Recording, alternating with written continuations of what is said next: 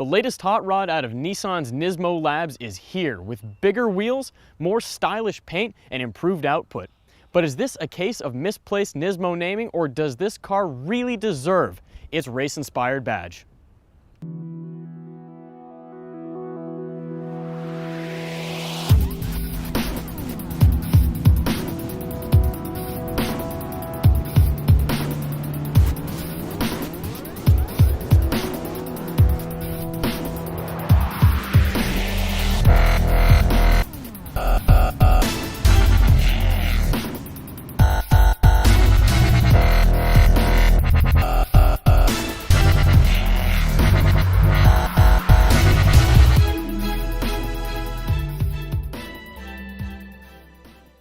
Mild engine tweaks to the 1.6-liter turbocharged inline 4-cylinder engine mean that you get 9 extra horsepower and 7 extra foot-pounds of torque.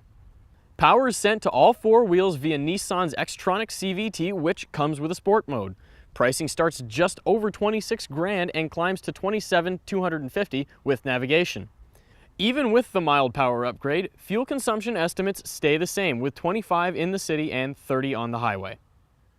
Ironically, one of the only things that people can probably all agree on about the Juke is how polarizing the style is. You either love its quirks or you find them revolting. Now, the Nismo package tweaks that to an even greater extreme, but in many ways the new body kit, color, and wheels are actually more fitting to the car's personality. You get larger 18-inch wheels, special paint colors, red accent lines across the car, and a comprehensive body kit that includes side skirts, a rear diffuser, and a spoiler. Now, believe it or not, Nissan actually says that body kit improves downforce by 37%.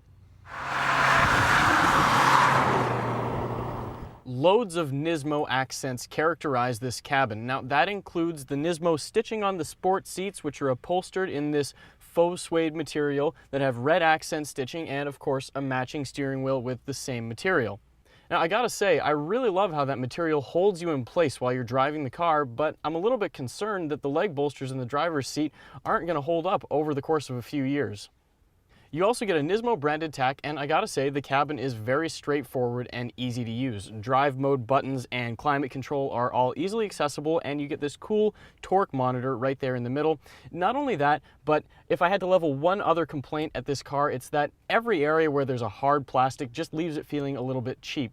Then again, how much are you really going to complain? Because, starting right around $26,000, Nissan's really giving you a whole lot more over the other Jukes. And believe it or not, this car is actually a little bit cheaper than the top trim SL version.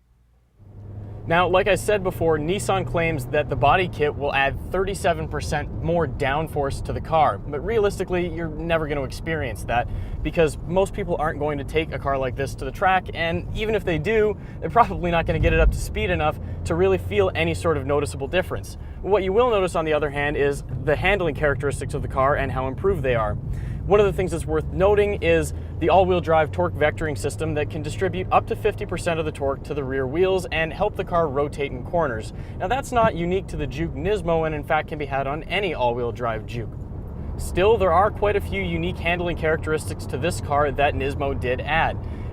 Tweaks to the suspension, the steering, and the transmission all help it to be more of a performer, and while they're small touches, they really do go quite a long way.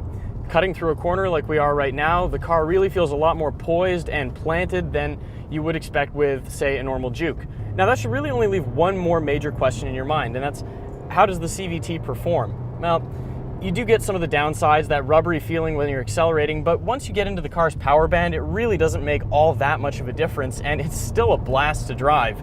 Put it into sport mode and it keeps the revs high and the horsepower builds up, and really it does feel quite powerful for such a small car.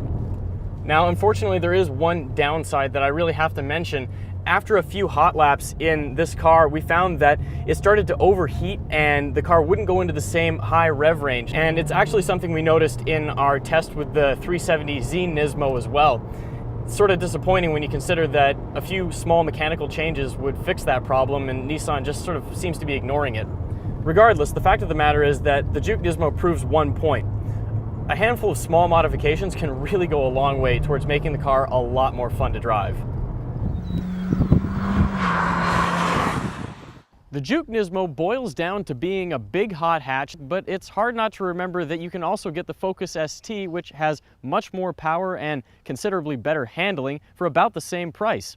Then again, something like the Focus ST is pretty hardcore, and some people wouldn't want to deal with that on a daily driving basis.